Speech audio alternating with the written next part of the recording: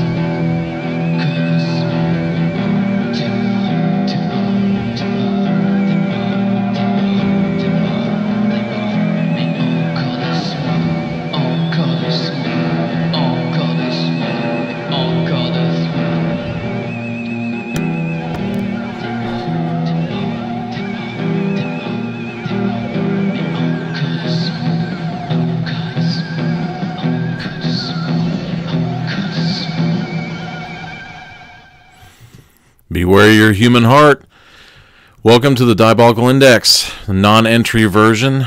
It's February 26th, where the uncanny reside. Coming to you live from the Nut House in Mount Healthy, Ohio. Not normal or regular digs, but this is slightly different. I had to take a hovercraft here over the deluge, the river swollen, overflowing in Rising Sun, Indiana. So I was already in the Lawrenceburg area, so I had taken the back roads through the wilds of 262 and Dillsboro to get to work. So I decided to come up here and see the headquarters of Magic Squirrel Network. So here I am. We're doing a non-entry today, and also while I was in the neighborhood, I had a few hours to spare, so I decided to do what I normally do when I have a few hours to spare, which was hit the bookshops. And when people always say, hey, I'm crazy, I'm a bibliomaniac, I read so much, and I'm just insane when I go to those bookstores and stuff. I'm like, yeah, hold my beer, because I got a few here, here and there and here and there and there and here and there. You know how it goes. But I went crazy. I got some movies too. Let's see. I got Raw Meat. Oh yeah, Raw Meat. Let's see. Donald Pleasance. Back up a little bit. There you go. Right. Donald Pleasance is Cannibals in the Tube. So that's cool. I got Cube, which I've never seen. A lot of people have told me about Cube. I should see it, and I never had, because it seems like the only one I could ever find was Cube Zero, or there's another Cube. I can't remember what it's called now. Malice in Wonderland. I have no idea what that's about. I think it's a kind of like a British gangster version of Alice in Wonderland. And Agaria, the Wrath of God, the famous Werner Herzog, Klaus Kinski movie. I'm probably saying it wrong. I don't know. I don't really watch Werner Herzog, but I figure that I'm not really a movie fan unless I at least try it out. But one of the things we do around here is go through the births and deaths. I couldn't find any notable deaths in the next couple of days, but there were definitely a couple of notable births. Absolutely. One of the births was Theodore Sturgeon. Ted Sturgeon. They might have called him Teddy. I think he was a contemporary to Philip K. Dick around in that time period. A very unusual. It seems on one side of the coin he was really super far out, but there was always a sensibility about him of the everyday Americana that got turned on its head inside out, like a singularity. He wrote The Dreaming Jewels, More Than Human, a God Body, one called Venus X. I think it was Venus X Prime, but I can't be sure about that. But it was there were some psychedelic points, but it always came back around home. I think that he may have actually been a trucker before he became a writer. I've heard a lot of stuff of people talking to him in little dived greasy spoons and things about what he was going to do next. And I think Harlan Ellison was a big fan of his as well. But that's one of the births, February 26th. I'm not sure what year. I think that he's passed away. The other notable birth in literary circles was Victor Hugo, the author of Les Mis, the original Les Mis, and The Hunchback of Notre Dame, which has been remade a few times. Most notably, in my opinion, Lon Chaney, and then probably second to that, Charles Laughton, and then who's that other guy? Anthony Quinn, and then later on, some guy named Walt Disney made a film about him. I don't know. All I do know is Victor Hugo is not the namesake that they used for the Hugo Award of the Science Fiction Writers of America. They were actually going for Hugo Gernsback, the creator of Amazing Stories magazine. And I held a misconception about that for a long, long time. I thought that they were getting it from Victor Hugo, even though that made no sense at all whatsoever, because I don't think he ever had I think the closest thing to any kind of science fiction element was, I guess, a little bit of the mutant, a little bit of the Hulk, and Quasimodo.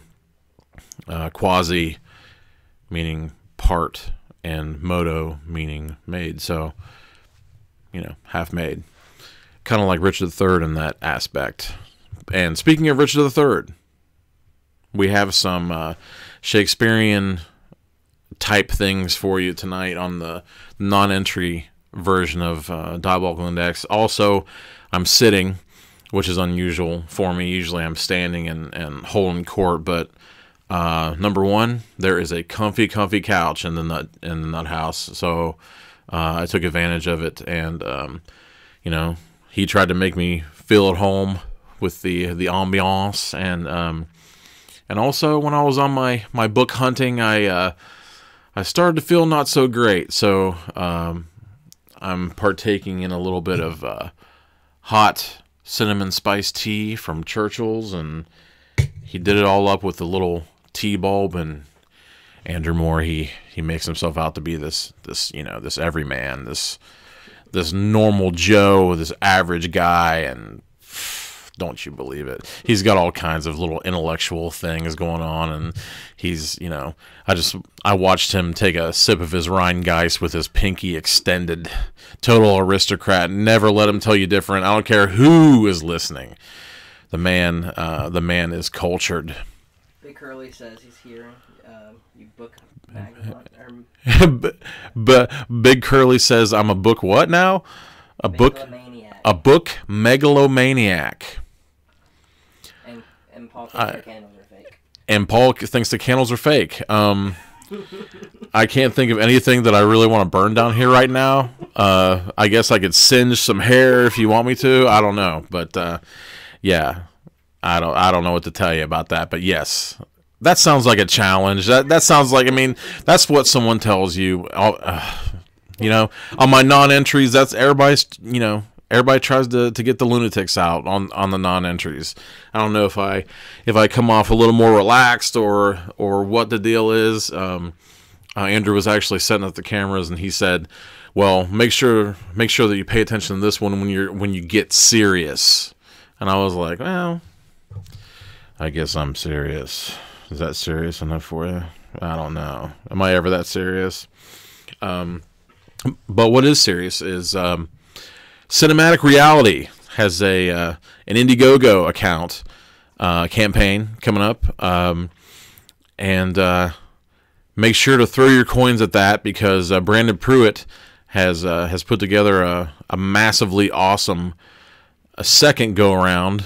The first directing. You work on the script, didn't you, or did you just get to read it? I got to read the script, and I was I don't know. I think everybody's gonna think it's a shameless plug, but I don't really care, because I'm real stickler for good writing, and I was really impressed by the dialogue and by the sheer punch and heart and believability of all of it. So I think it's gonna be a triumph when they get it pulled off. And make sure you go to the Indiegogo campaign, and whatever you can put in there will help. You got to support the Lords of Ohio County Indie Horror Studio 605 with Brandon Pruitt at the helm, and everybody's going to be on there. Andrew is going to be a part of it, and TJ from Heckles and Horror is going to be there.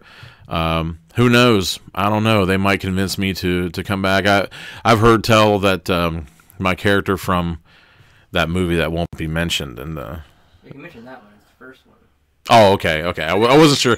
I've been told that you can't. The original is not to be spoke of, but the Campground requel, someone had mentioned perhaps, and I don't know. There is a little bit of a plug in the script, so maybe somebody will pick up on that. But definitely go check that out. Brandon Pruitt, Studio 605, Cinematic Reality. And the second one you should look out for, as pertains to Magic Squirrel Network, is the GoFundMe account for the making of a new theme song for Pointless Discussions. And I can't remember the name of the artist who's going to be doing it. Royish Good Looks. Gotta love that. I'm a punster at heart, and they say that that's where insanity comes from. But I don't know. I can't help it. I love it. I love every little bit of it. Every time I can. I was going to and I don't know. Keeping an eye out for this. I've had an inkling lately about doing another couple of podcasts. Maybe not around here. I wouldn't want to take up too much space, but I've got some friends north that I thought about doing a podcast called Non-Connery that would have to do with the spy movies or the action movies that come out that try to be like the popular ones but don't quite pull it off. And another one was Maybe Lee Curtis, has to do with female-driven horror that comes out after the I'm trying to put it out there, so I trademarked these. If anyone thinks they're gonna pilfer them, just think twice, because Magic Squirrel's looking out for me. I'm ready to go with the cinematic reality thing. Oh, and also there's a fan of Brandon Pruitt of Studio 605 that while on break one day made a completely outlandish, old school 70s, 80s TV spot type recording for Cinematic Reality. And just a disclaimer before you listen to this little mock TV spot, everything you hear in this TV spot, the only thing that has to do with Cinematic Reality in and of itself is the title. Everything else in it makes it seem like a completely different movie, but it's fun. I mean, you've seen those previews online where they change the music to... What's that? It's on me. No, yeah, it's all you that was on it. Oh, yeah, it's all... Oh, yeah, it's all me. And I was talking to Andrew. I said that I must have looked... Yeah, if you don't believe that it's real, watch that. Check that out. Yeah, Paul, check it out. That's Real Flames, right next to all this electronic equipment. But... yeah, we live dangerously in the nut house. But I was in my car doing it on my lunch break, and I must look like a schizophrenic. But I just, I explained that with the advent of Bluetooth, probably just looked like I was having an argument. So, anyway, you ready to rock? Okay, listen to this craziness. As soon as I get to it. As soon as it gets to it. Keep talking. It's been a technical night. Here we go. If you think you're prepared for it, think again. I don't know what we're doing here, man. Shut up! The next thing to come from Studio 605 is The Next Thing. From Brandon Pruitt, the writer and director of The Woods Within. It's not a hallucination. It's not a nightmare. We're in hell. It's cinematic reality.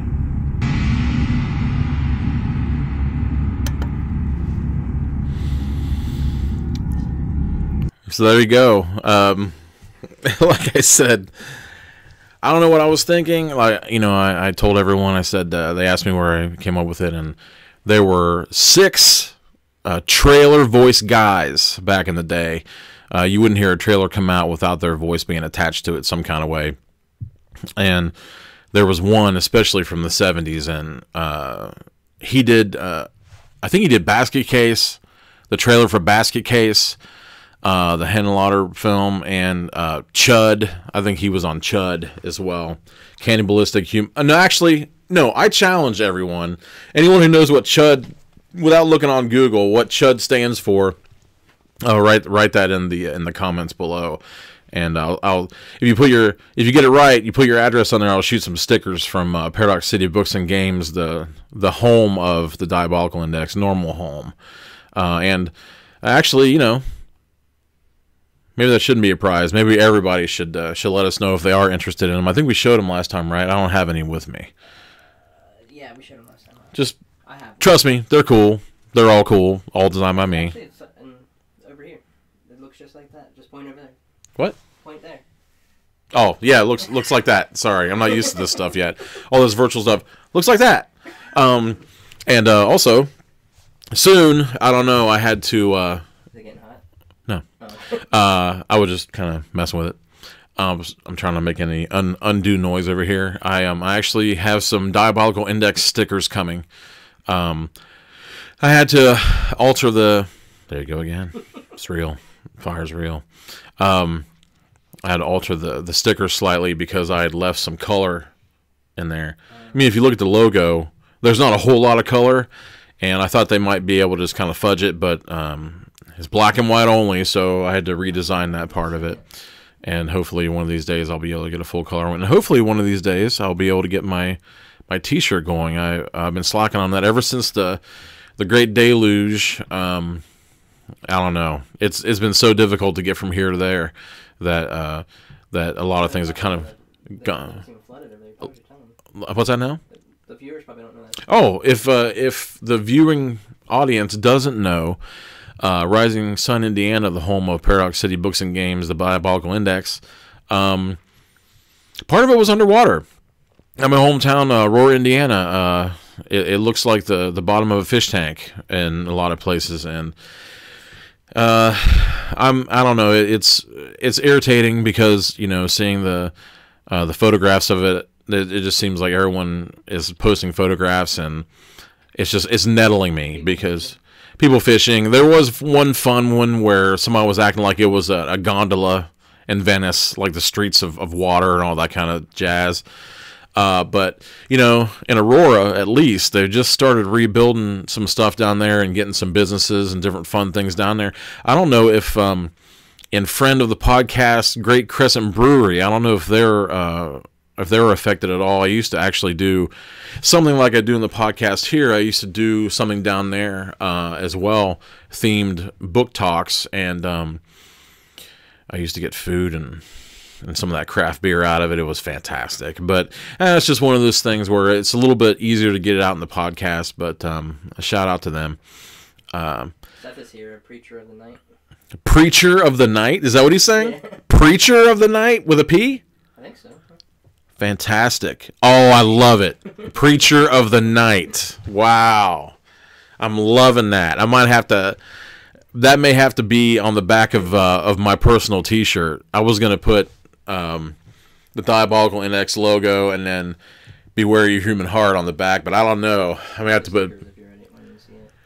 What's that now? I can pull up the sticker real quick if you want to see it.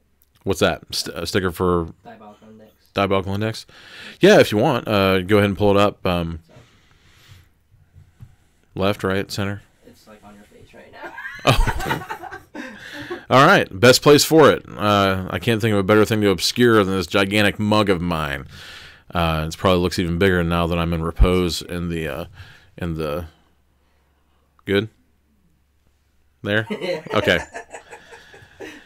It's over there. Yeah, it's up now. Okay, cool. I guess you left it on the handle, the color. Yeah. So I had to wriggle a little bit of black and white out of it. They kind of told me that it was going to be kind of like pointillism. If anyone's ever noticed that painting, and I think that it was in Ferris Bueller's Day Off, where there's that really weird melancholic scene in the museum where Cameron's like having a stroke or something, and he looks into that painting, and it's nothing but dots, and you can see the dots getting closer and closer, and that's kind of what the anything other than black and white turns out to be on those stickers, which you're incredibly interested in, I'm sure. No, you're not. Anyway, Cannibal Human Underground Dweller Chud. Cannibalist. What was it now? Cannibal Human Underground Dweller. Cannibalistic Humanoid Underground Dweller. Who said that? Who said cannibalistic humanoid underground dweller? I think it was Mark, and then Matthew said it as well. Mark and Matthew? Yeah. Both from the Bible, straight out of the Bible. Oh, that figures. This sounds like a lot of Googling to me. Where am I at? Am I on the serious cam, or am I on the... Serious. Okay.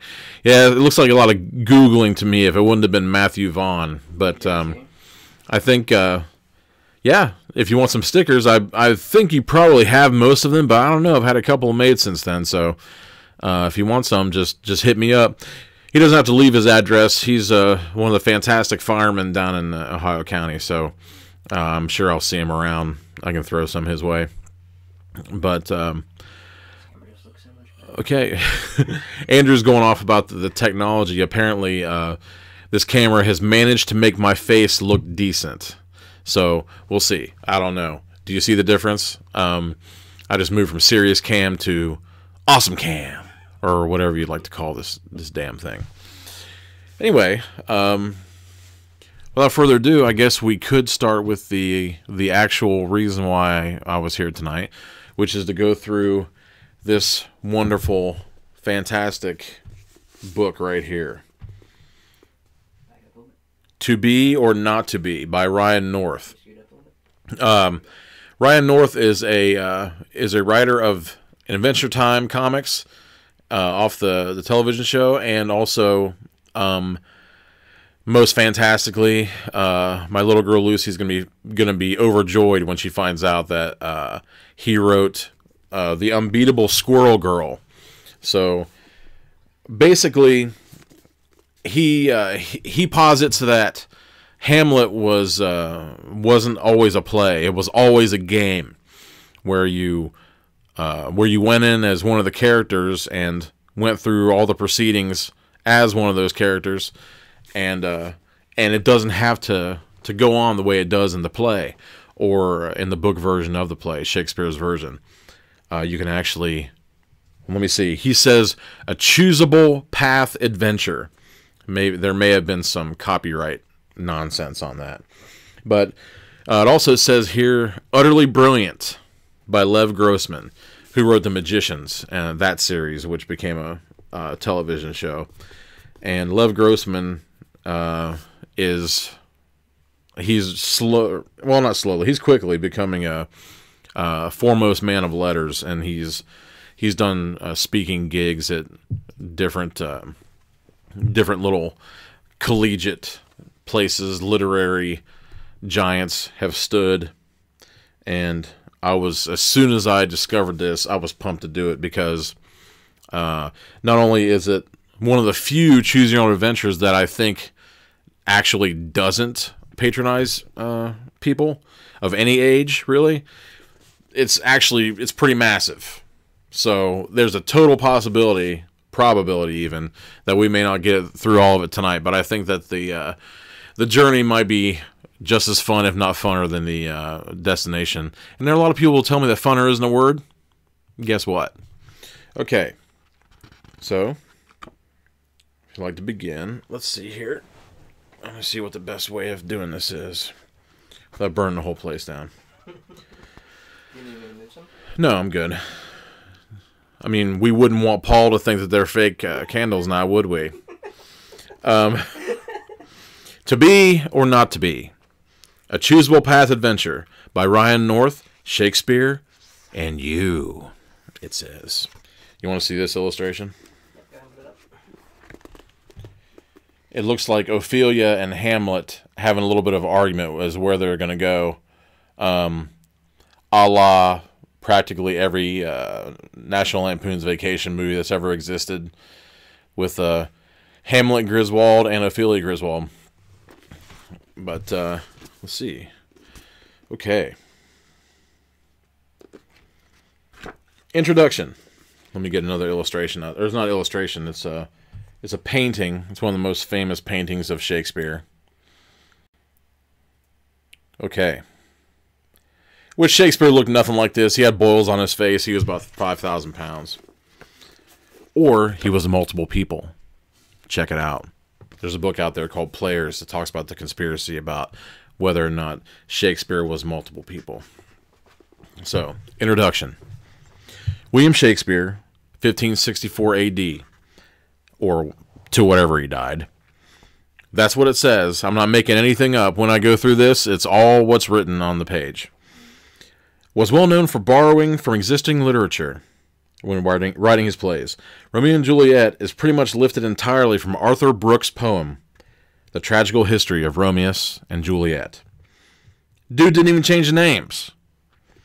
And, as recent Shakespeare scholarship has established, the famed play William Shakespeare Presents, Hamlet, was lifted wholesale from the volume you're about to enjoy. To be or not to be. To be or not to be is both the earliest recorded example as books as game genre, as well as the first instance ever in the then newish English language that was kicking around of an adventure being chosen by you, the reader. We've gone ahead and added illustrations, plus we've taken the liberty of marking with tiny Yorick skulls. Everybody knows who Yorick is. The choices Shakespeare himself made when he plagiarized this book in olden times. They're there, just in case you wish to put yourself in Shakespeare's shoes. Reading this book as he did, stealing plot elements wholesale, and then classing up the language as you went, go. However, that is not the way, and it's not the only way, to read this book.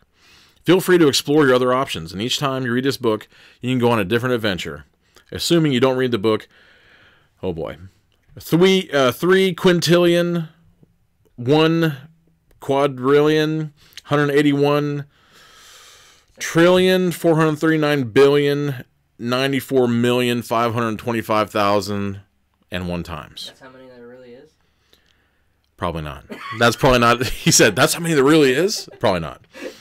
At which point their adventures will start to repeat, and they'll probably seem pretty familiar before then anyway. Now take yourself back to history, when ghosts walked the earth, and nobody knew velociraptors were ever even a thing. Steel yourself to experience the magic of Shakespeare, as it was meant to be experienced, in a non-deterministic narrative structure, where you end up thinking maybe you made a wrong decision. So you mark the pages you were just on, so you can always go back and make a different decision, just in case you die because of something dumb. To be or not to be, that is the adventure. Ryan North, noted Shakespeare scholar / enthusiast. Okay, here we go. If you want to choose your character, turn to page 1. Man, what if I just read the acknowledgments instead? Turn to 267. We're going to choose our character. We're not even going to 267. What do you think about that? Okay. Now we got, before you go over there, let's see an illustration here. These are the characters. 3 of the famous characters from Hamlet. Should be Hamlet at the top. I'm not looking at it, of course. Hamlet, Ophelia, and King Hamlet. Hamlet's father. And they probably don't look too enthused. Am I up here now? Number 1. You've just been born! Congratulations. I think I just scared the dogs. You've just been born. Congratulations. Good work on that thing. Now, surprise! Babies are boring. So we're going to jump ahead in time to a point where you're an adult and you've already lived a bunch of your life. But I promise, most of what we're skipping was really dull. You ate a lot and slept a lot and made some friends, tears were shed, makeouts were totally had, etc. It was a bunch of high school stuff. The awesome stuff starts now. So, let's begin, my friend. Remind me again who you are? Ophelia? She's an awesome lady in her late 20s with a calm, competent, and resourceful demeanor. She's got a +1 bonus to science, but she's also got a -1 weakness against water, so heads up. Hamlet? He's an emo teen in his early 30s. As you can tell, I haven't read this yet. This is really funny. Also, he's the Prince of Denmark. Hamlet has a +1 resistance to magic. But there's no magic in this adventure, so this never gets mentioned again, as of right now. Hamlet Sr., he's the King of Denmark. 50 years old, say. He's super good at fighting and leading men into battle and naps. Let's say +1 each. Look, bottom line. He's an unstoppable machine of death. And should you choose to be him, you may experience kingly glory. I don't know which camera I'm on. Sorry. Okay, so the question that I've got for you, audience, is, do you want to play as Ophelia, which we would turn to 31? You want to play as Hamlet, turn to 14? Or would you like to play as Hamlet Sr., 444? And also, if you can't decide who to choose, remember the pictures. Excuse me. Remember the pictures I just showed you. I was going to have them remember. No one remembers. No one remembers anything. So yeah, pick a character.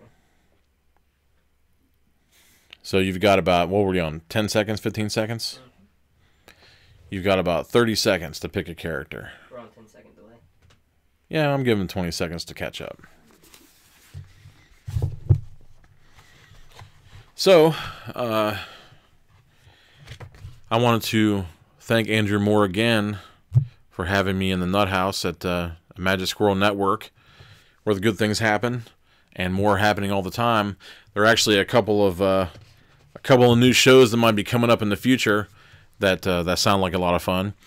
There's one lurking in the mist that may have to do with anime, manga, and kaiju, which may be coming up. And the one that everyone's excited for, the Brandon Pruitt movie review show. We'll see if that actually happens. Previews. Things have been made about it. Different things, different signs, memes, logos are being worked on as we speak. But you know, they're bigger fish to fry. So cinematic reality may come first on that one. We'll see what happens. And when he's reviewing other movies, he might be the harshest critic toward his own stuff. You never know. We have 2 for Ophelia. 2 for Ophelia. Say it again, because we got like three more viewers. So 3 more viewers. Okay, so you 3, thank you for stopping by. You can pick to be Ophelia, the famous heroine and very, very desperate creature. You can be Hamlet, the King of Denmark, or the Prince of Denmark, rather. Sorry. Spoiler: he does become a king at one point.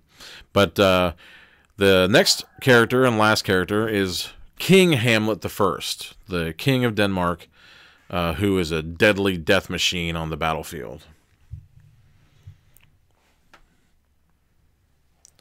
So who knows which way this group is going to go.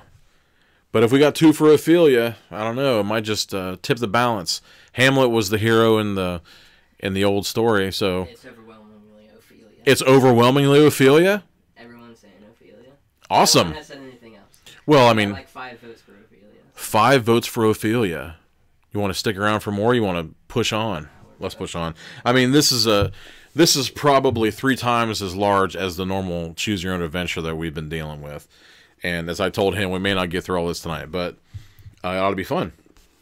And check this out. I marked them all 3 in advance so I could go straight to Ophelia. Okay, right. You're Ophelia. You are a beautiful and independent young woman. And although it makes you roll your eyes when you think about it, you've fallen in love with a prince. Prince Hamlet is funny and charming, and he seems to like you a lot. You try not to get too excited about it because you're worried you might jinx it, because things are really going great. Only it's been hard doing the long-distance thing while you've both been off at university. And while you've loved studying capital S science, and you're sure Hamlet's loved studying capital U undeclared, it hasn't been easy. Now that you're both back together in Denmark for his father's funeral and his mother's second wedding, it's been harder still. Hamlet's really sad, and you can't blame him. Since, you know, his dad died, but you wish there was something you could do to help him. When you last saw him, Hamlet mentioned how the castle seemed old and drafty. For some reason, it stuck with you. You've been sitting at your desk trying to think of something you could give him that would help with that. A way of cheering him up a little. Remind him he's still got people who care about him. He wears these cloaks all the time. But then he's taking them off in warm rooms and putting them back on in cold ones. There's some way you could keep the rooms in uniform temperature. But to do that, you need some way of measuring heat. And a way of transporting it throughout the castle. Perhaps through a series of pipes. Your thoughts are interrupted by a knock at your door. "Who is it?" you call. "It's me," says your brother. "Come on, let me in." If you want to let him in, go to 361. If you want to tell him you're busy, you turn to 359. What'll it be? Are you letting in your brother? What sister ever lets in their brother when they knock on the door? I mean, seriously. Especially this girl. She's got a lot on her mind. She wants to, it sounds like she wants to create central heating. But, I don't know. We'll see what happens. She could set fire to the place. I mean, historically, spoiler, Ophelia is, she's got some suicidal tendencies. So, she likes to take long baths with her mouth facing towards the bottom of the ocean. Or I guess it was a river. Some kind of tributary. I don't know. Something like that. Someone gets a sticker if they can spell tributary without looking it up. Maybe. I don't know. If they can even remember what I just said. I don't know. Who can tell? Why am I hearing my own voice? I'm so proud of all of you for picking Ophelia. What a 21st century thing to do. Got to give her her due. She was one of those helpless, over-romantic, suicidal maidens when they didn't get what they wanted in these old Shakespearean plays. They just offed themselves.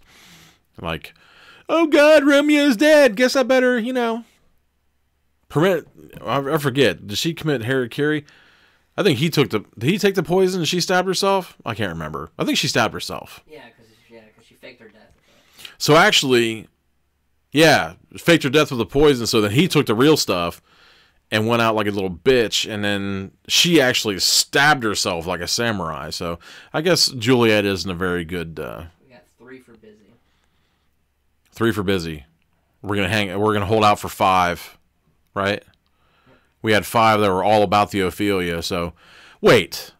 Is this just a bunch of followers? Is that what's going on here? Is this going to be unanimous votes for one thing and that's it? Is that all we're ever going to get? Are we going to have any split decisions? Are we going to have any tiebreakers? I would open up the door for him. You would open up the door for him? Mm-hmm. I can always count on Andrew to be the contrarian in the thing. Although, I don't know. When TJ was here, he was all about the... he was a berserker. Last time we did that, he was like, "Yeah, run in headlong. Yeah, set the fire to the forest with yourself in it. That's fine. That ought to work good. Didn't they do that in Lord of the Rings? Yeah, didn't they?" It's like, yeah, in Lord of the Rings also, they threw a freaking sword at Aragorn and cut his finger off. But, I don't know. Say it again so everyone knows. If you want to let your brother in, as Ophelia, you turn to 361. If you want to tell him that you're busy and to buzz off, jump off a parapet somewhere, turn to 359. Yeah, I think everyone was confused because you went straight from that into a rant. So. Oh. I tend to rant, and also my inhibitions are lowered. When I was looking for books, I've been taking care of the girls all weekend, and I'm not so sure that some of it didn't pass on to me. So I'm kind of glad that I'm sitting down this time. But I don't know. At least I'm a little more animated than I expected. I thought that I would be real dour and cranky and whatever. But I don't know. People like my rants. They've told me so. All right, say them again one more time. If you want to let your brother in, you're going to turn to 361. And if you want to tell him you're busy, you're going to 359. Those two are really close together in the book, which is rare. Usually they're on opposite ends of the spectrum. So I'm not so sure that it doesn't come to the same thing. We'll see. But what are we going to do? Time's a wasting. You letting them in, or are you busy? We got 2 for opening. 2 for opening. 3 for... 3 for busy? 3 for busy. Okay, we're going for busy. We're going to 359.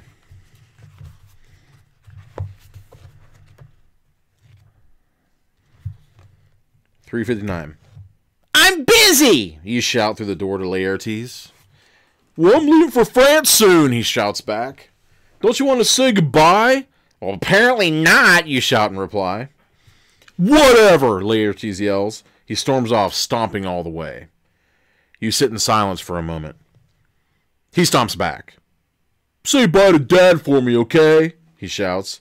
Okay, I will, you yell through the door. He storms off again. To France, I guess? Brothers, am I right? Return to your work. Go to 323. Oh, we don't even get a choice?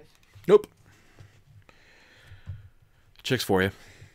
At your desk, you continue your work on the problem of automatically heating the castle.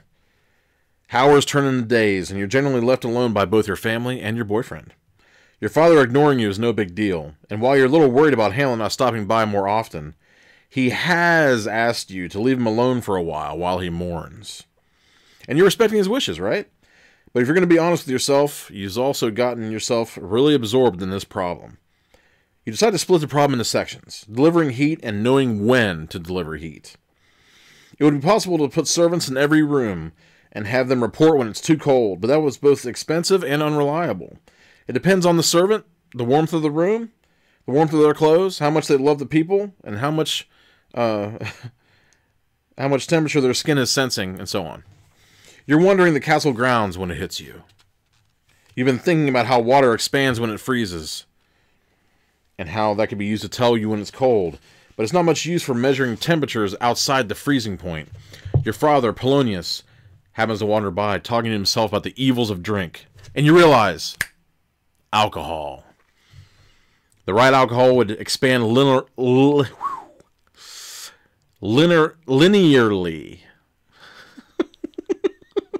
The right alcohol would expand linearly with heat. And by putting it in a slender glass vial, you've got a universal, comparable, and consistent way of measuring heat. You wouldn't have to rely on a servant's impression. They could just tell you what line the alcohol has reached. You run back to your room and start working on the prototype. Just as you complete it, you hear a knock at the door. Who is it? You call. And oh my, who should answer from the other side of the door? Seriously, who should answer from the other side of the door? Hamlet? Turn to 328. Your father, Polonius? Turn to 347. Your best friend, Dorisima Mamis? Turn to... I swear to God. Dorisima Mamis is what it says. Turn to 543. So basically, your boyfriend Hamlet, your father, or your best friend. Dorisima Mamis. Dromiceiomimos. Dorisima Mamis. Something like that. I love Mises to pieces. Remember that? You're probably too young for that. I don't remember that. Oh my God. What was it? That was, oh my God, I forgot myself. What's that guy's name? Is that Pink Tiger? Or Pink Lion? He used to say, exit, stage left. Damn it, I can't remember who that guy was now. I think it started with an S. I'm asking everybody to remember, and I can't remember myself. That sucks. Snaggletooth. That's who it was. No, Snagglepuss. Sorry. Snagglepuss. We got 3 for best friends, and Tommy Gully said the best friend because we want him to pronounce his name as many times as possible. Wait, how many? Are they all best friends? No, your best friend on the book. Right, no, but everybody is voting for the best friend, Dorisima Mimis. Yeah. Got 3 for Dorisima Mimis. Mary said, I'm not spelling that. Marisa Misa Mimis got 4. Is that 4 of them now? Yeah. Oh my gosh. So basically, just because the name is Dorisima Misa Mimis, you're gonna have me forego 2 of the most important characters in the entire book. So we got 4 then. So far, yeah. Okay, we'll give it another second. Okay, so you guys, you're absolutely sure that you don't want Hamlet, what would have been the star of the show, Polonius, his scheming father, or the best friend, Dorisima Mimis. Got D-Chick. D-Chick. That's got so many connotations. Oh my God. Okay. So I guess it's anonymous. I guess it's unanimous. Dorisa Misa Mimus.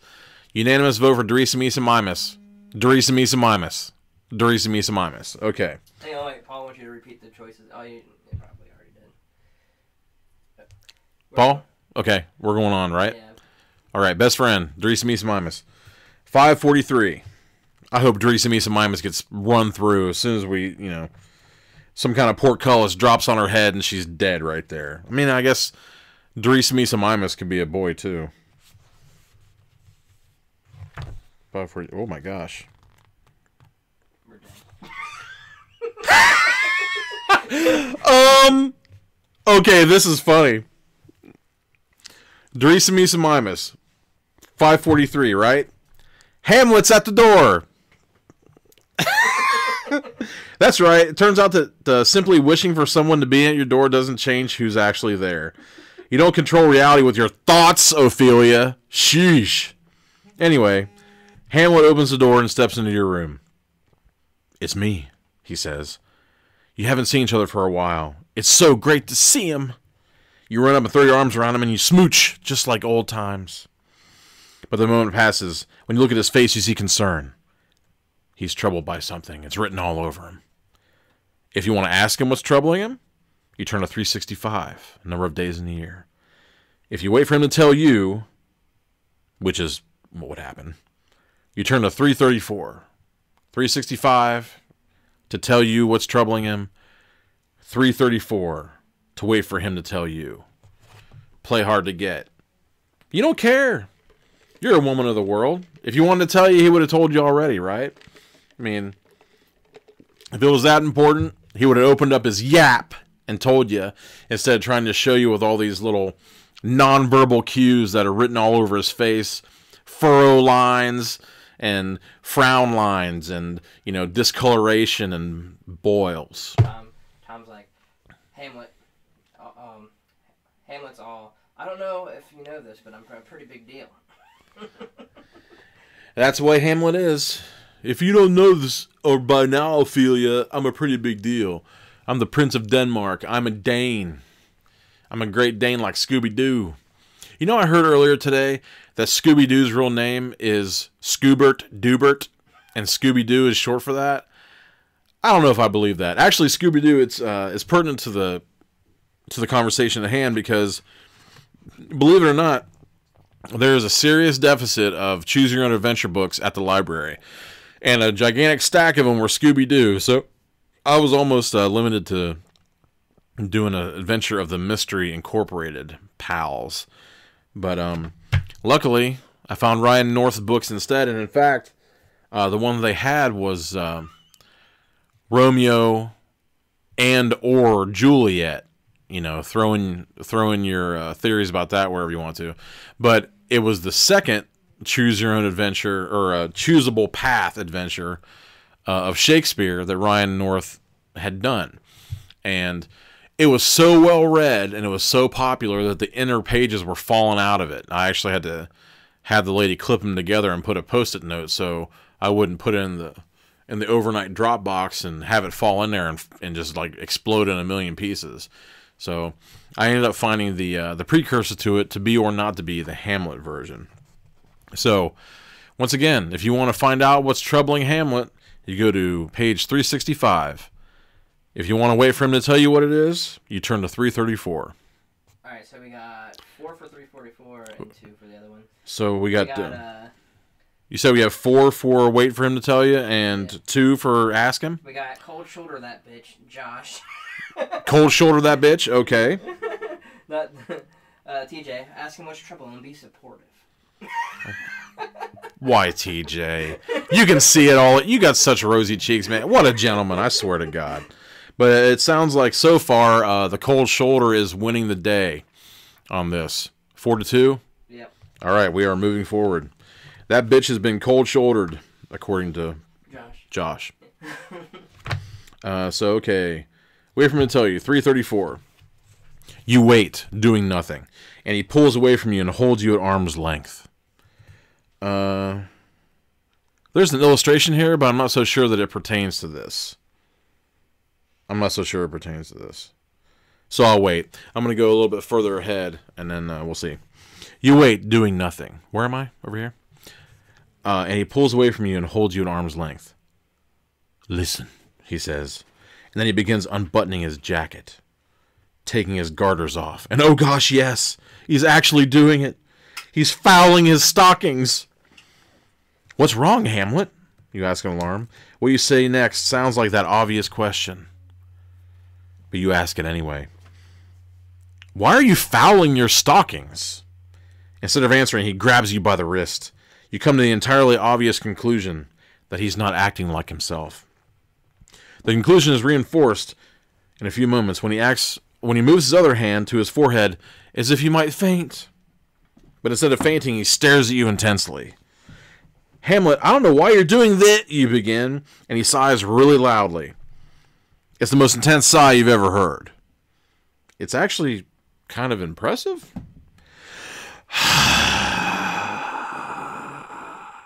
Look, if you talk to me, I'm sure we can work it, you begin. And he sighs again, so loudly that it literally drowns out your words. I'm not doing it again. Fine, weirdo, let's play the wrist-holding game. Yay! You meet his eyes, and he sighs one of those ultimate sighs again. I'm not doing it again. Then gets up and leaves in what can only be described as the creepiest way possible. Walking with his head wrenched over his shoulder so he can watch you, even though he's crab walking out of the door. Well, that was weird. Maybe he's sick? You decide to check in with your dad, because as annoying as he is, he does have some experience in these matters. Turn to 325. Follow Hamlet and ask him what's wrong. Maybe you can help him sort things out. Turn to 365. The number of days in the year. Here we go again. That's what you get for picking Felicity Mimus, or whatever it was. So what are we on? You're either going to ask your dad, because he's got some doctoring skills or psychological insight or something like that, or you're going to actually go after him and ask him. So basically, these are the other two options that you passed up. Well, actually, it's only one of the options you passed up, because you cold shoulder him like a bitch, right? So then, but now Apollonius is in the mix now. Tom says, see, drama queen. Tom says, sign what a grown man sighs that often. Or what grown man sighs that often. What grown man sighs that often? I don't know. I sigh a lot. But, I don't know. I don't know what that means. Alina said Hamlet's such a drama queen. Always has been. Always has been. I mean, Mel Gibson, right? So, I don't know. I really like that Hamlet. But there are actually a few different versions of Hamlet that are pretty awesome. I think that 10 Things I Hate About You was based on some Shakespearean. That may have been Taming of the Shrew, now that I think about it.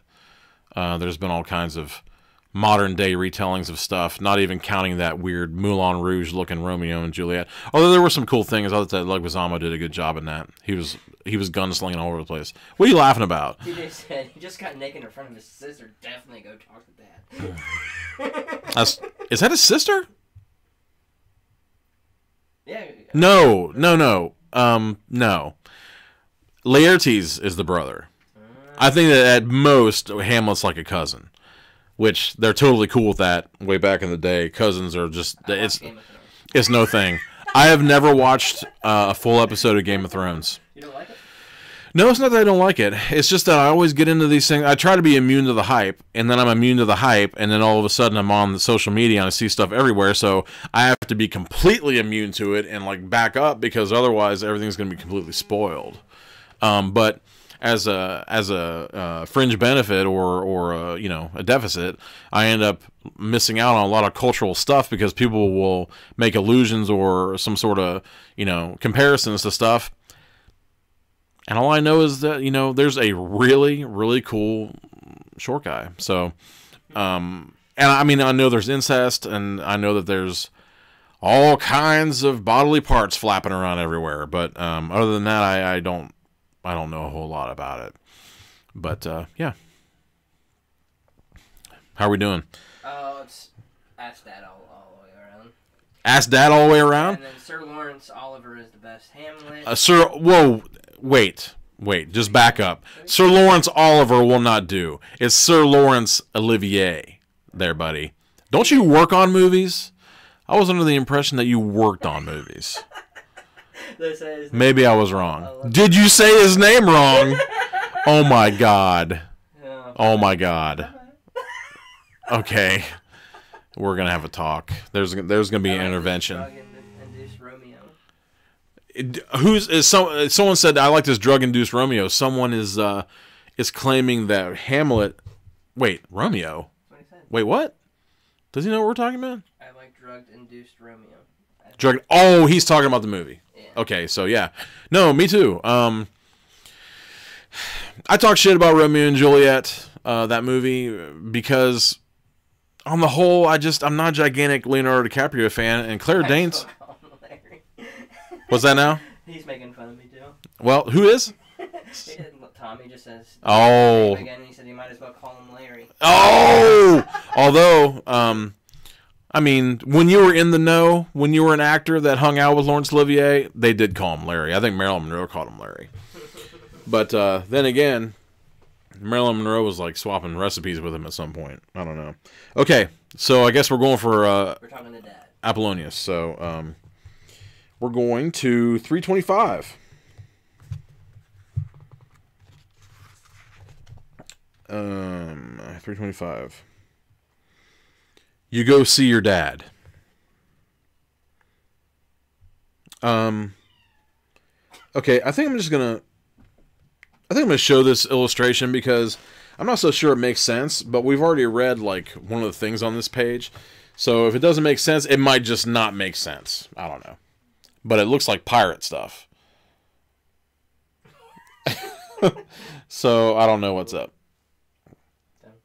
I don't know what's up with that. That might be actually Laertes on the ship or something. I'm not sure. So, serious cam? Okay. Now, you go see your dad. Hey, Dad, is Hamlet sick? You ask, knocking on the door as you open it. Polonius isn't there. Instead, in his room, you find an oversized yet crude papier-mâché Hamlet head and note labeled 3-step plan for replacing Hamlet. Let's take a look at that note, shall we? It reads, Step 1, make Hamlet disguise. There's a check mark next to that one. Step 2, hide behind curtain, then jump out at Hamlet so he gets so scared that he dies. There's no check mark next to that one. That's a relief. Step 3, dispose of body. Wear Hamlet disguise. Take over his life. Okay, this isn't saying that. Oh yeah, it is. I was about to say, this is really creepy. Okay, the next thing it says here is, wow, this is creepy. Turns out your dad is crazy, I guess. And with Hamlet sighing his way through insanity, that's pretty much the two most important men in your life gone bonkers right there. The only ones left are Brother Laertes and King Claudius, and you really don't like those guys that much anyway. Well, Ophelia, you basically have two choices here. You can pretend you didn't see the note, go to Hamlet's room and ask him what's going on. Or you can say, screw these guys and go on vacation. And someone else can deal with this. Or if these two can just dang well figure it out on their own.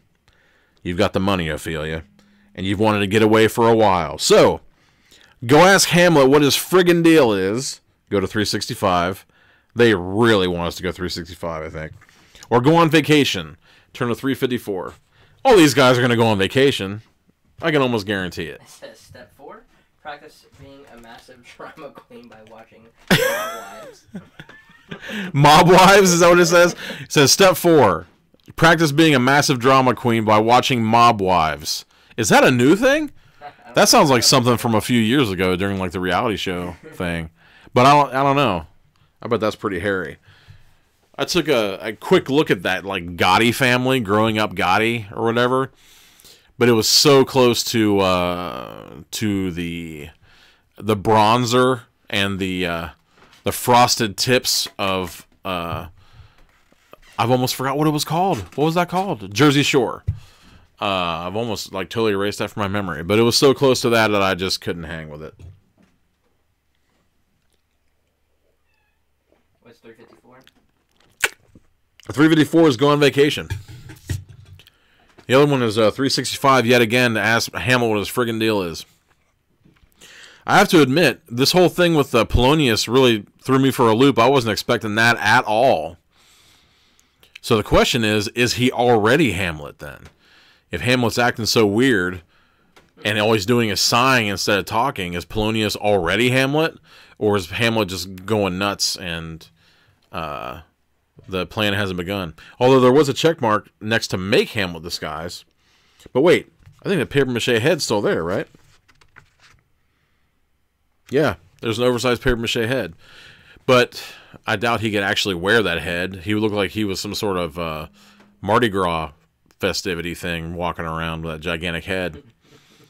Like me, I suppose. The choices again? The choices again are go ask Hamlet what his friggin' deal is, turn to 365, or go on vacation, turn to 354. Vacation. That must have been what that laying out thing was. That illustration. So it was a little bit early, and it had to do with the choice you hadn't even made yet. So is it going to see the future? Is that illustration going to shape the way you move forward in this game story? I don't know. It seems like as soon as I mentioned everybody being a bunch of pikers and followers, they started splitting the difference a little bit. So we'll see. Does that mean that it was just coincidence and I wasn't calling them out on anything, or they knew they were had and they had to back up quick and start acting like they got some spines? I don't know. I'm not intimidating at all. So we got 4 for going to vacation and 2 for the other. 4 for going on vacation and 2 for asking Hamlet what his friggin' deal is. I'm a damn prophet. So 354. Oh, shit. There's a crazy looking one here. Okay, you got to see this one. Book cam. And here we go. It's evil looking. Back it up a little bit. Up. There we go. Can you open it up a little more? It's always peeking in. Let's see. How's that? Up a little bit. There we go. We're good. Okay. All right. A few hours later, you're on a boat for England. Yep, it's that easy to make a vacation happen. In fact, I'm kind of surprised you're not reading this book on a real-life vacation. Unless you are, which in case, I'm still kind of surprised. But it is a pleasant surprise. So yay you. Later, haters! You shout as you wait for the deck of the ship down to the pier below. Nobody's there to see you off, though. Woo! You yell to the empty pier. The trip takes itself quite a while. Wind-powered boats, not the fastest mode of transportation, and is pretty uneventful. But the good news is, when you arrive, you've happened to catch England's annual 2 weeks of nice weather. There are all sorts of hunky guys here, too, which is fun because you're pretty sure you kind of just broke up with Hamlet, because as soon as he started acting crazy, you split town. After hanging around your hotel for a few days, you made small talk with 3 people who seem to be non-duds. There's Antonio Toni, the mysterious and sexy tourist. Cleopatra Slim, the friendly, adventurous explorer. And Brother Pat, the religious guy who drinks a lot. Oh, man. So, who do you want to hang out with, though? You have the next few weeks to talk to your chosen person. And, wait. Sorry. And if you choose the right dialogue option, you may even get them to fall in love with you. That's right. This is a dating simulator, and you're just going to sit there and keep reading this book as long as you get to know a bunch of imaginary people and pretend you're trying to date them. Are you ready? You take a deep breath and decide to chat up Antonio Toni. Turn to 21. Cleopatra Slim. Turn to 340. Or Brother Pat. Turn to 350. So now all of a sudden, you guys wanted to go on vacation, so now she's dating all kinds of weird people on this damn cruise. Good job. Brother Pat! I don't know, for some reason he just kind of seemed like Oakley Dokley to me. Talking about the guy, even though he drinks a lot. Or he's a religious guy that drinks a lot. Oh, my goodness. Okay. Antonio Toni, Cleopatra Slim, and Brother Pat. Antonio Toni is the mysterious and sexy tourist. Cleopatra Slim is a friendly, adventurous explorer who kind of sounds like a pimp. And Brother Pat is a religious guy who souses it up. Cleopatra Slim was just turned into a Skinamax movie. Cleopatra Slim. He stalks the mean streets of Denmark, looking for his next pleasure.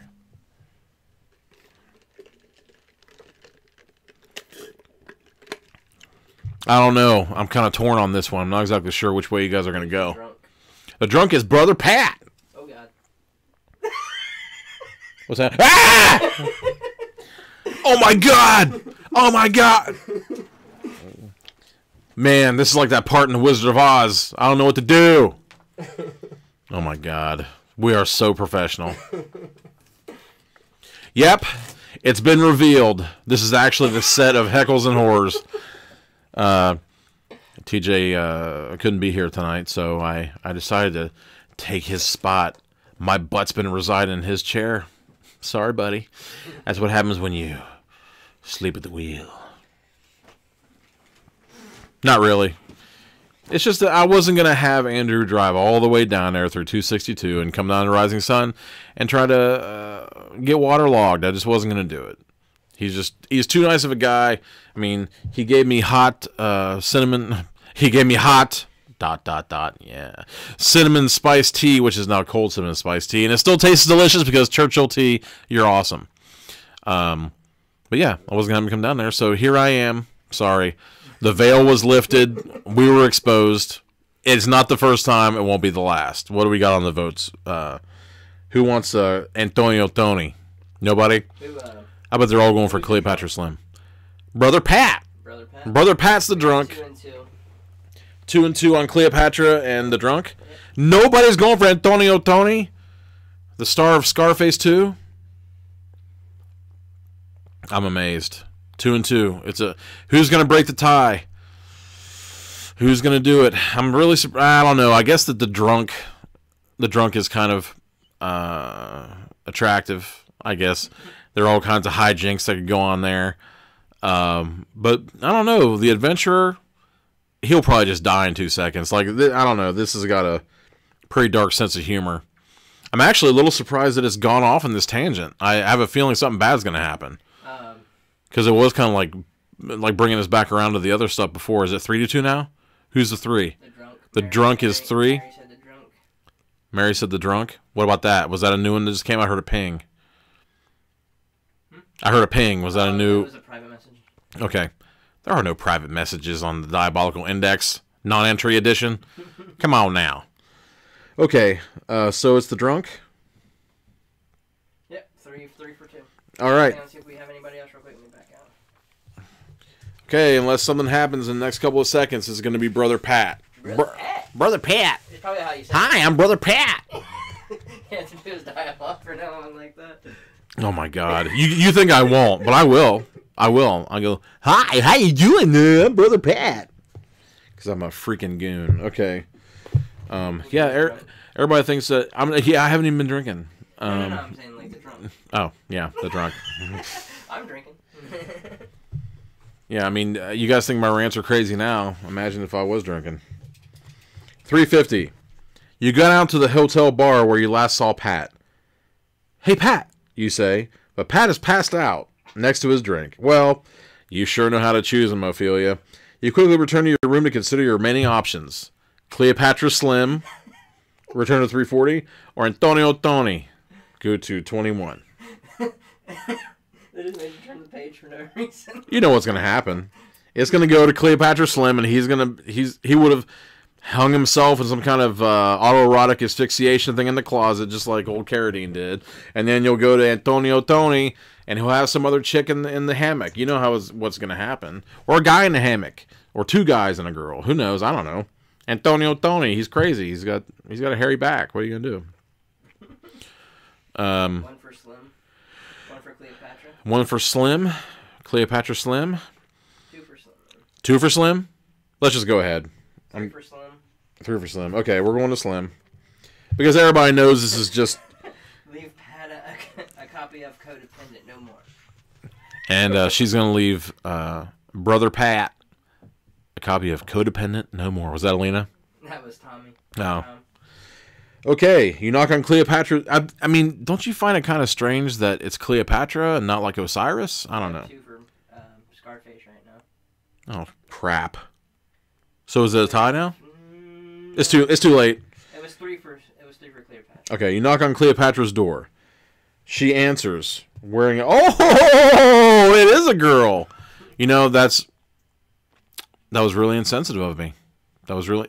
Although I guess I was picking up on it, right? I was picking up on it, yeah. You knock on Cleopatra's door. She answers wearing a very snappy dress. Hi, Cleopatra, you say, but she interrupts you. Please, Ophelia, call me Cleo and come in, she says, gesturing to her hotel room. Ophelia, the room is gorgeous, whoever she is. Cleo must have tons of money. Is it her own? Are her parents supporting her somehow? You resolve to find out. You walk into the room and Cleo softly clicks the door closed behind her. So, Ophelia, she says, turning to face you, to what do I owe the pleasure of your company? She's kind of stunning. For a second you forget what you're going to say, but then you remember, Cleo, I'm bored. Turn to 537. Cleo, you want to go get dinner? I hate dining alone. Turn to 343. Cleo, I could use a friend. Things are a bit crazy back home. Turn to 348. So what are they again? Without the... They're lesbian, like every single one of them. So it's Cleo, I'm bored, which could be anything. Turn to 537. Cleo, you want to go get dinner? I hate dining alone. Turn to 343. Cleo, I could use a friend. Things are a bit crazy back home. Turn to 348. He said, yes, it's a girl. That's why I said it was a Skinamax movie. Yeah, good thinking, I guess. And Alina said, Ophelia can swing both ways. Alina then said bored. So we got one for bored. One for bored, and what was the other one? Or was it just a comment? It was just a comment. Friends, I apologize for taking that leap. Although, like I said, I thought it was kind of sketchy that they would, call a man that. So I guess that's my own proclivities kind of showing through. But, yeah. Egg in my face. Egg on my face. But now this is going to be disappointing. Like, any one of you trashy, total misogynists, you're not going to get what you wanted out of this. She's going to go and she'll say, I'm bored. And then she'll say, I'm bored too. Hey, let's go jump off the deck into the water. And they both died. And then, oh my God, she's on the water. I didn't even think about that. Jim Malone said, how's it going? Will you tell me the stuff? I tell him the stuff? The choices. Okay, Jim, the Juno Malone. What's that now? Juno Malone. Juno Malone? Yeah. Juno Malone. Cleo, I'm bored is the first one for 537. Cleo, you want to go get dinner? I hate dining alone. Turn to 343. Cleo, I could use a friend. Things are a bit crazy back home. Turn to 348. That's our choices, right? Yep. We are 3 for bored, and then 1 for each of the other ones. Okay, so we'll give it a second on that and let them get their votes in. But let's see. I'm always wary of the ones that take me directly to the back of the book. Will you explain what we're doing real quick? Like, just as a choose your own adventure. Oh, yeah, anyone coming in late, the non-entry, at least for the next little bit, probably, unless I come up with something for the next one, the non-entry episodes, I've been reading and leading everyone through Choose Your Own Adventure books and letting the live audience pick which direction that we go. And it's been a lot of fun so far, and this one in particular has got a really wry sense of humor that I like, so it's rocking. So what are the choices again? The choices, Ophelia has met a few people on this cruise that she takes. As soon as she finds out that her father has been trying to oust Hamlet from the throne by dressing up like him, and as soon as she finds out about that, she decides to hit the skids and gets out of there and goes on vacation. So she meets these 3 mysterious people on the boat, and she goes for Brother Pat, the drunken religious fanatic first, but he was totally out of it on the bar. So then she picked Cleopatra, the Cleopatra Slim, the world-weary adventurer, and now she's gone to her little boudoir, and she's asking her, or she's telling her that she's bored, that she wants to go get dinner with her, or that she could use a friend because everything's crazy back home. Right now we're 3 for board, and 1 for dinner, and 1 for the other one. Okay, so we'll go for board. 537. Cleo laughs. I'm sure there's something 2 people like us can get up to, she says. What do you feel like? Before you can reply, a huge explosion rocks the boat. Debris showers onto the room, knocking Cleo unconscious. Looks like I have to take care of the boredom thing. You're under attack by terrorists.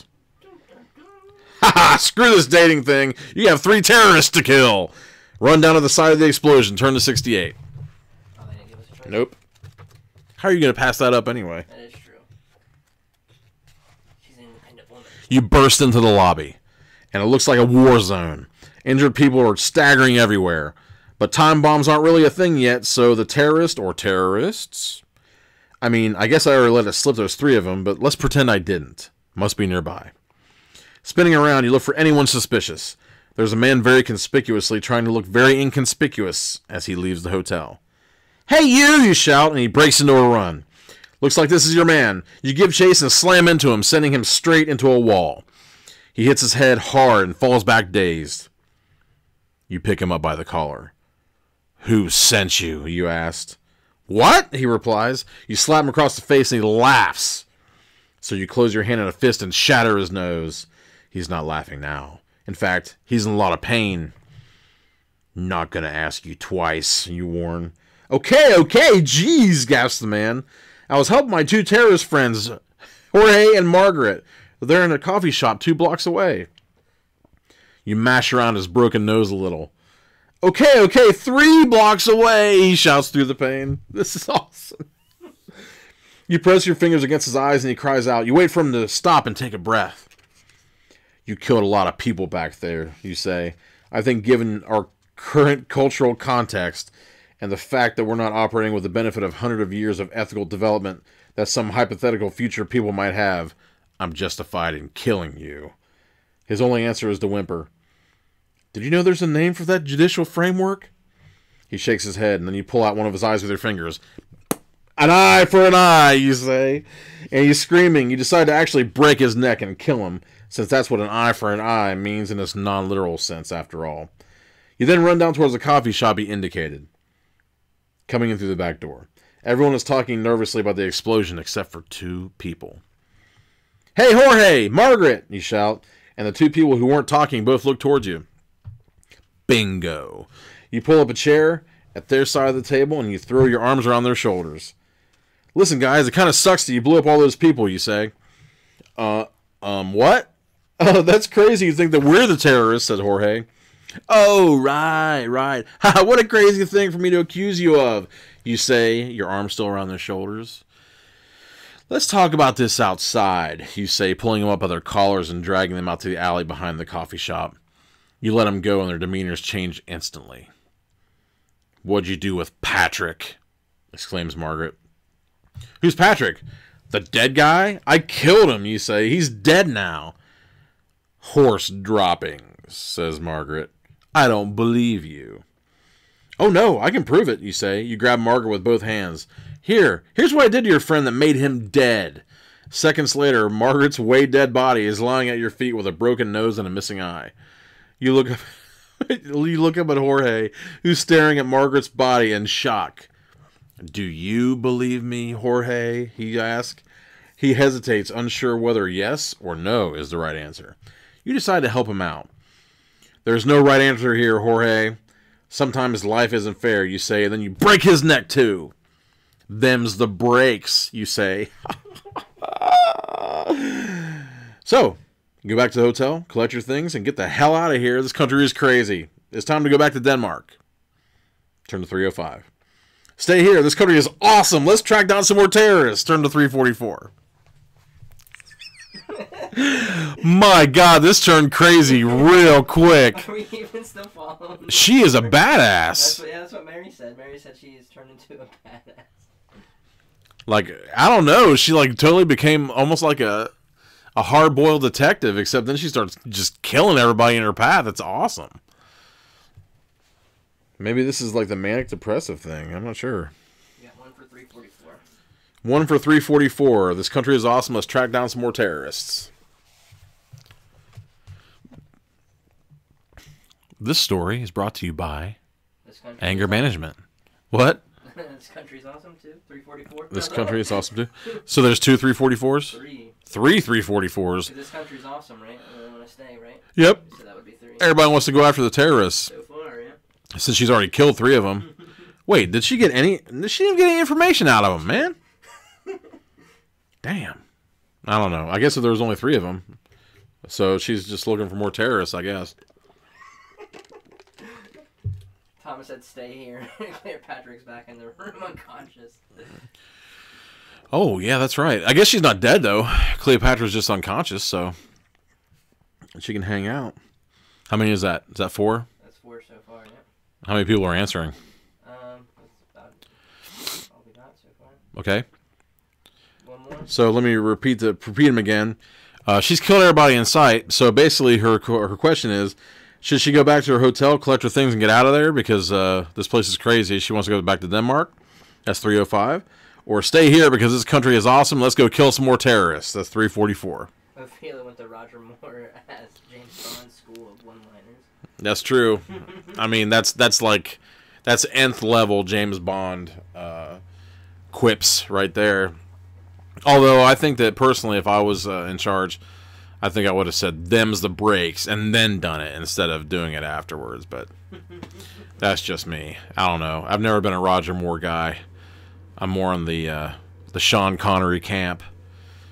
And to a slighter degree, I guess, you know, I like me some Pierce Brosnan and that one guy, Daniel Craig. I think Daniel Craig embodies the cruelty.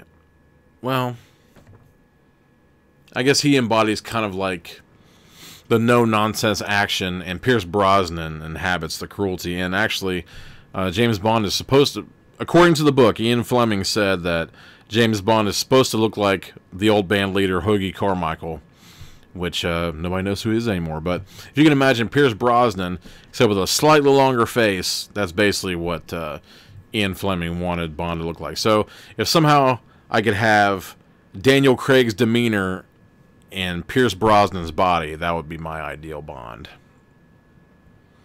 I don't know how I got off that tangent. So I think that we are going to the terrorists. So we're going after the terrorists. 344. I have a feeling we're not going to get what we want, but that's just me. 344. You decide to stick around. You make your way back to the hotel. Oh my god. You decide to make your way back to the hotel and offer your services to the local authorities. They're wary until you reveal that you've already tracked down and killed the terrorists responsible for the hotel attack, at which point they're impressed. The terrorists responsible were carrying notes admitting their guilt, so the authorities know that you aren't just a regular murderer. This is really lucky. I mean, it's a good thing that you thought to put that detail in your story, huh? Huh? Yeah. After the bodies are carried away, you excuse yourself and return to the hotel lobby where you convince a still shocked hotel clerk to extend your stay by another 6 months. And I may be staying long after that too, you say. Although the terrorists responsible for this attack have been taken care of, they weren't operating alone. Okay, says the clerk. There's a whole terrorist organization here that needs to be brought to justice as quickly and painfully as possible, you say. And Ophelia, that's exactly what you do.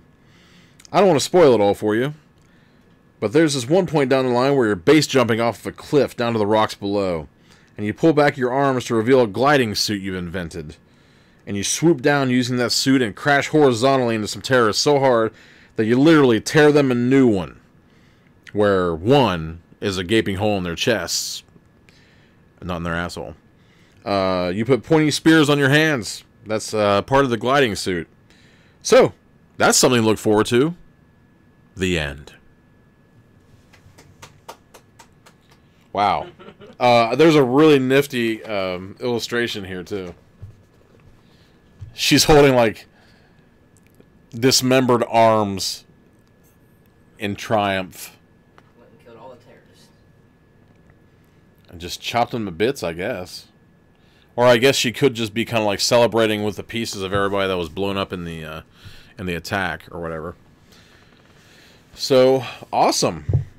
That took I think that what's happened here is they did. I think that Ryan North did kind of what they used to do in the old Choose Your Own Adventures, where normally you make a decision that they didn't want you to or was boring. So then it kind of like puts you back around to the place where you were before. But then since we just kept picking the stuff that wasn't what he wanted, he just threw us into this kill crazy rampage at this hotel where she's just breaking necks and like coming up with, oh my god, Leonardo da Vincian flying things with like spikes to put gigantic holes in their chest and everything. Oh my god, it's crazy. So, what time is it anyhow? We have been going for 1 hour and 20 minutes. I'm going for an hour and 20. So, maybe that's a good place to end it. Really, because I mean, I'm kind of surprised that we even reached an end on this. So I'm kind of curious as to what happens. I guess that the last. Alina said she armed herself with the pistol. Oh, who said that? Alina. Alina said that Ophelia armed herself. Perfection. So yeah, give me book cam again. Give me book cam again, if you can. Okay, sorry. Yeah. Hang on 1 second. Okay. So yeah, I just wanted to show you the cover again for To Be or Not to Be. I'll probably I think that I'll be using this for the next one because I went out and purchased it because it was so interesting to me. So maybe next time we can just kind of like make it a point to, I don't know. If we pick Ophelia again, we're gonna. I think we have a couple of choices actually, because at one point we were gonna. Well, we asked her dad, and we could have talked to Hamlet. Okay, so I mean, I guess there was one choice way back, but I'm sure that there are tons of choices after that. But I'm surprised how like off it went. well, like I said, I think it waited for you to double back a couple of times, and then when they realized that you just weren't having it, he just said, okay, we'll just give you balls out craziness instead, because I wasn't expecting that at all, especially since she wasn't dainty in the slightest. I mean, she was just taking heads out. I'm surprised she didn't have like a battle axe or something. But I mean, as the ending showed, she was pretty handy. Yeah, that's right. That's right. You didn't go through all your books you got either. So. I got. This one is kind of. Where do you want it? This one is kind of an homage to my late father. He was a big Clive Cussler fan, and so I actually remember him reading this one on one of the last vacations that we had. So, Clive Cussler, Deep Six. That was one of the ones I got today. And I also got, I mean, I don't normally like to get movie copies of anything if I can manage it. But it's Richard Matheson, and I need, what I call just like a reading copy that I've got in my car. If I want to read, I Am Legend, I'll have this in my car and it can get beat up and it's not a great, edition. So, I can go through it and have it in my pocket or whatever. It's not a big deal. Actually, all over the place. I went to a couple of places on my way up here. I went to the library, of course, and that's where I found out about the Ryan North Shakespearean Choosable Path books. So I found some of them there. And then I went to Half Price Books on Coleraine Avenue to find some things. So this is another one I got at the library. It's called Familiar. Back. Okay. And maybe I'll read a little bit of this one. Elisa Brown is on a long drive home when the crack in her windshield vanishes. She notices other changes too. Her body is curvier. Her clothes and car are different. Back home, she has a new job, a sturdier marriage, and disturbingly altered sons. Has she had a psychotic break or entered a parallel universe? Her quest for answers hinges on seeing herself as she really is, or something that might be impossible for Eliza or anyone. So it might be some sort of weird parallel dimension, or maybe it's like a perception thing where she thought she was one way and then she has a breakthrough and realizes she's something completely different, and the people around her are different as well. Let's see. I got. Yeah, I know. Like that. Like I said, people say that they go out and they buy a lot of books. I'm like, yeah, hold my beer. But another one I got from the library, it's still got like the library markings and stuff on there. Building the Scientific Revolution. It's a nonfiction book about I think it's Isaac Newton and some of those guys.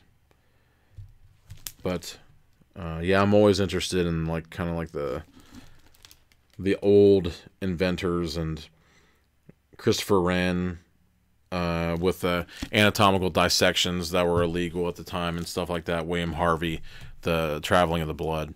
So I'm always interested in those sorts of things. Ooh, yeah.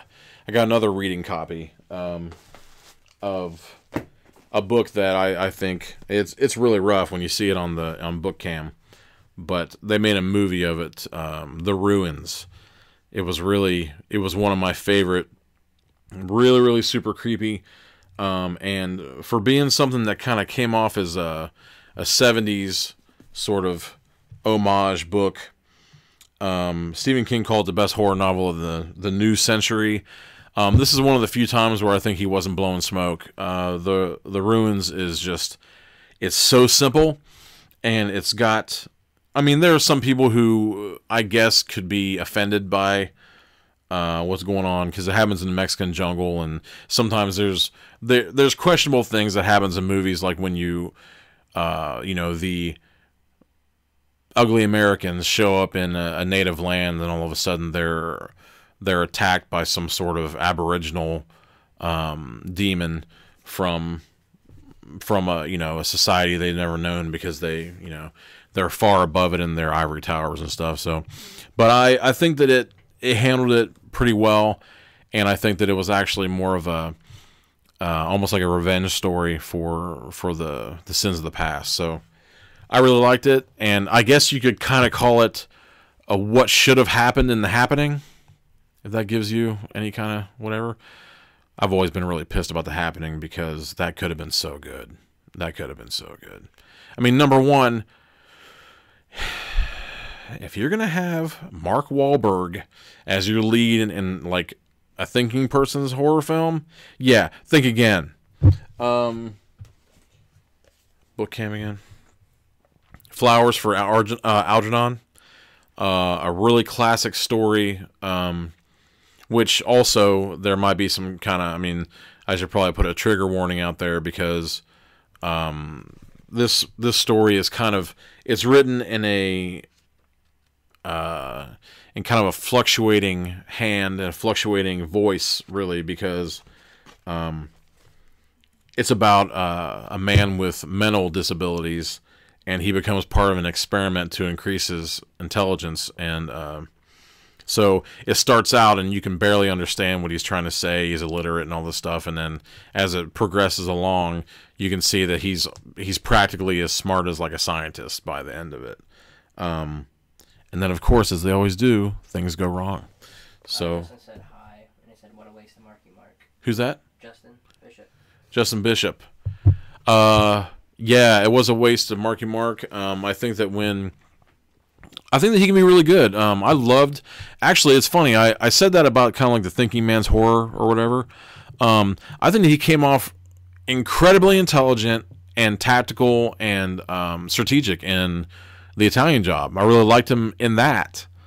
Or, I mean, I haven't seen Pain and Gain, but I heard it's hilarious. So I think when it comes to I think he's really got a good sense of humor. I normally avoid Will Ferrell stuff, which I'm slamming the table again. And it's only because I found out that Will Ferrell and John C. Reilly are doing a Sherlock Holmes parody, and Sherlock Holmes is my thing. I mean, don't get me wrong. I love me some Step Brothers. They could do a lot with it. I think I would have preferred if they wouldn't have used the names. If I'm a big fan of stuff that's not too on the nose. Like, if you could go through a whole movie And just by watching it, you knew flat out, with no question in your mind, that it was supposed to be Sherlock Holmes and John Watson. I mean, they could have done that. They could have named something different, and it worked out fine. But, I mean, there's just so much Sherlock stuff going on right now. I just think it's too much. I mean, it's almost like doing a zombie movie right now, really. It's just so overdone. But we'll see. I don't know. I could eat my words. I'm totally available to be wrong about everything and everything. I showed you the movies. And I found this. I don't want to call it a trilogy because I'm not sure how many parts there are. But I was really interested in this. There's the... I don't know what you're doing with your fingers there. Okay. I realized it. But the first one... okay. The first one is called The Quantum Thief. The second one is called The Causal Angel. And the third one is called The Fractal Prince. So there's a bunch of, like, I don't know, like fuzzy logic things going on with this, where it's kind of this character. I just discovered it today, so I'm not really familiar with it yet. But Jean Le Flambeur. Every morning upon waking, Jean Le Flambeur must kill himself before his other... I love this so much, I can barely even say it. Every morning upon waking, Jean Le Flambeur must kill himself before his other self can kill him first. Could anything intrigue me more than those words right there? I mean, at one point in one of these, he has to actually, he has to find a Schrodinger's box. Yeah, it's the Fractal Prince.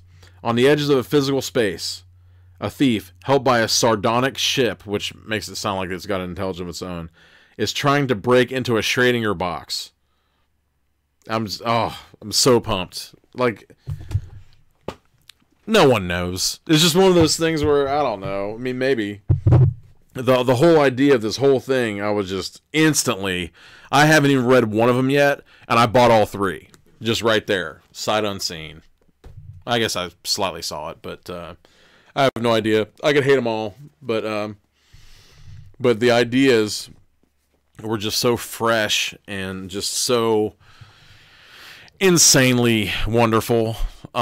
Just when it comes to inspiring all kinds of thought all over the map, and then all these crazy movies, which I already showed you. So yeah, when someone says, "Yeah, I bought myself at a house of home buying books the other day," yeah, right. Come talk to me. I got a whole bookstore that happened that way. But okay, so that's the Diabolical Index, non-entry edition. There's a couple of things that I wanted to get to yet again. I wanted to remind everybody of the Cinematic Reality Indiegogo campaign that's going on for the newest Studio 605 creation. Brandon Pruitt is heading that one up. So, like I said, I've already read the screenplay, and I'm really pumped about the characters and how real they are, and the situation just seems totally believable. And it's one of those rare occasions. I've been reading a lot of screenplays lately. I'm involved with Midwest Horror Fest and Action Fest and things, and I've been seeing a lot of movies and a lot of indie stuff. And I'm not so sure that I've read one yet that had me so on the edge of my seat just due to the implications. Not that it's that. I mean, it's not a big deal. It's something that could happen to anyone that happens in this film that's going to occur. And I don't know. It was really gripping when I was reading the story. So go to Indiegogo. Is under Cinematic Reality. The Studio 605 on there anywhere? Okay, so just type in Cinematic Reality at Indiegogo.com and throw some money their way. It doesn't have to be a lot. They may have some cool gimmies on that one. I'm not sure. I think it's fairly recent, so I haven't had a chance to make it over there yet. And I wouldn't have any dough if I did, obviously. But I don't know. I buy them cheap. Everybody knows I'm a cheapskate. But and also Pointless Discussions. They're finally getting their shit together. I don't know if you got that earlier. I said throw some money at the GoFundMe for Pointless Discussions for a new theme song, but their current theme song just says that over and over again. Get your shit together. So, who did that song? Royish Good Looks. Oh, Royish. Okay, cool. So, are they local? Is Royish Good Looks local? Awesome. So yeah, so they're trying to commission a new theme song specifically. I just wonder. I'm really curious as what it's going to turn out to be. If Pointless will be in the, I would think that it'd probably be in there somewhere, right? Oh, yeah, in the theme song. Like completely personal for them. So. Awesome. Yeah. So throw some money their way because it's I don't know. It's really neat when you see a show coming together like mine. It just so like mine's in French or like it's Tamil or something like that, but if you listen to it enough times, it kind of sounds like it's saying "D-ball, D-ball." So it's like diabolical. I don't know.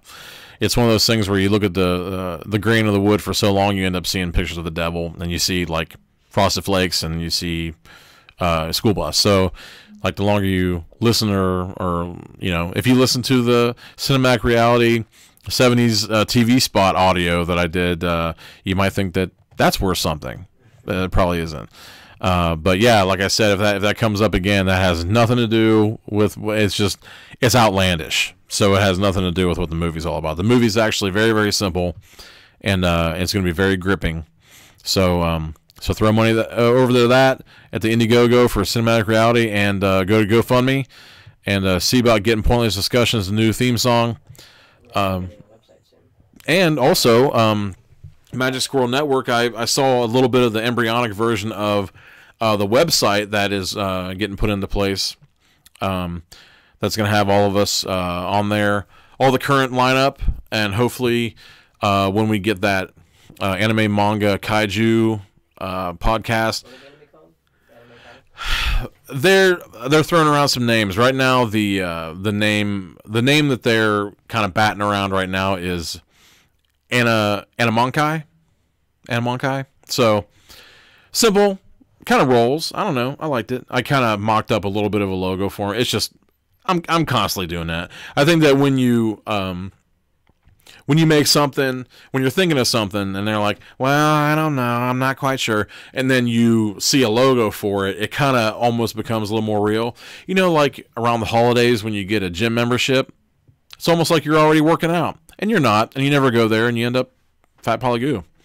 Like me. But yeah,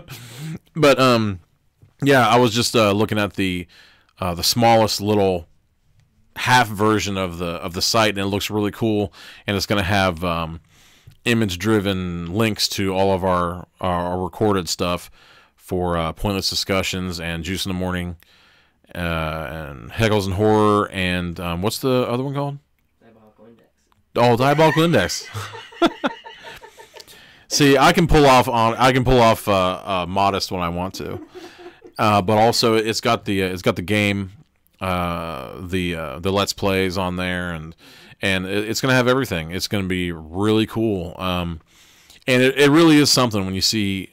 I mean, this will be episode 4 entry, non-entry. So I've had 2 entries. I don't even know why I'm doing that, but it's so different. It's a little more carefree with the choosable path adventure stuff that I've been doing lately, and it's really awesome getting all of you into it. It seems like everybody gets, and I don't know, it seems like everybody was there were a lot of people in getting juiced up this time, and I thought we had a pretty good thing going last time, and it seems like it was even more this time. We had more views this time for sure. Yeah, so 7 all day. how's that now? We had running 7 all the time. Awesome. Yeah, so it's been a lot of fun, and I plan on keeping it going. I haven't quite chosen for next time how I'm going to compare and contrast what I'm going to put on there yet, but it's always a great time figuring out what I'm going to talk about, because most of the time it's something new that I've discovered and something that I've touched on in the past, and I'm kind of revisiting it and seeing what lines up. And actually, I think we're coming. I did Porcelain by Nate Southard first on my first episode, and it's probably coming damn close to the end of the pre-sale. It's probably on sale now. It might be mid. I'm not sure. I haven't checked it for a while, but it might be mid-March. So, yeah, don't hesitate to go to Leth Press, Lethe Press. .com, I think, and check around for Porcelain by Nate Southard, and check out his other stuff, Just Like Hell. He had one a thing called Drive. I think it might have been like a graphic novel, and there's one that says it's like Welcomes to Hollingswood. I can't remember what the name of the town is, but it's a survival. I'm not sure if there's zombies or if it's just the attack on a small town or what it is, but yeah, he's got a varied group of novels that he's done. So check him out. So anything else I ought to be plugging in there? No. I mean, your bookstore. Yeah, I guess catch me next Monday when I'll be live once again from Paradox City Books and Games in Rising Sun, Indiana. The Atlantean submerged capital of nothing. We're a capital of nothing. I mean, we got a lot of stuff. There's somewhere where you can go to a machine and put your money inside of it and not get it back. If you want to go there, it's pretty awesome. Personally, what's that? Yeah, it was very thinly veiled description of a casino. But there are other things down there. There's a few new businesses in town, so come down and see me and check it out. Get some stickers and just support the show. Magic Squirrel Network has been really nice to me and to everybody who's putting the new shows together. So I guess that's all I got to say, really. Have a good night. And yeah, everybody out there, beware your human hearts. Diabolical Index, non-entry number 2. Oh yeah, blow the candles out so they know they're real. And if you didn't know they were real, let's see. Mark said it. I haven't celebrated a birthday in a while. There. Yeah, there you go. All right, have a good night. I'm turning it off. Good night. The squirrel was magic!